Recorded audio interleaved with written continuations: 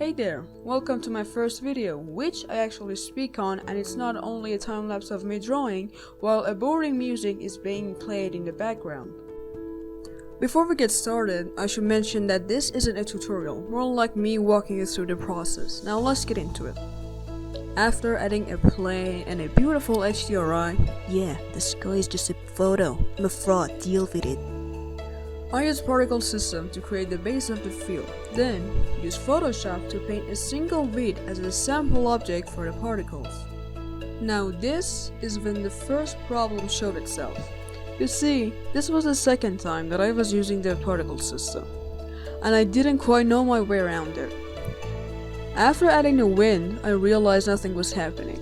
I spent around an hour and a half watching videos on how to set the wind and playing with particle system, only to give up and make a whole new set and realize when I first added the particle system, I accidentally changed the orientational axis to normal instead of hair. Just amazing. Since I was working with a sketch the whole time, it was finally time to clean it up a little bit, and by it, I mean the singular wheat. And boy, the process was boring.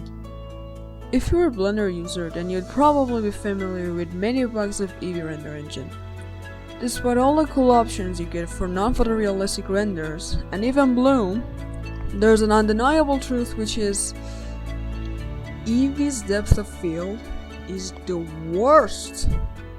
To be fair, not in a way that you can't get the project done with it, but it's not the best, you know. Like, I really want to explain what was wrong with it, but I'm not sure if I know enough English words to describe that mess. Now you might be wondering why I insist on using Eevee instead of Cycles. First, Bloom. I mean, look at this, it's beautiful. And second, in Cycles, I would get these black things which I didn't know how to fix. At the end, I gave up on Eevee, and while I was just playing with material settings to fix the Cycles render, since I checked all the nodes and everything was alright, I somehow ended up fixing the Eevee problem. Like, I don't have a clue what exactly happened there, but alright, fine by me. Now it was finally the time to draw my character and put her in the scene. After collecting a bunch of references, I got a quick render and opened it in Photoshop to draw on it. It helps getting the lights and shadows correctly while painting.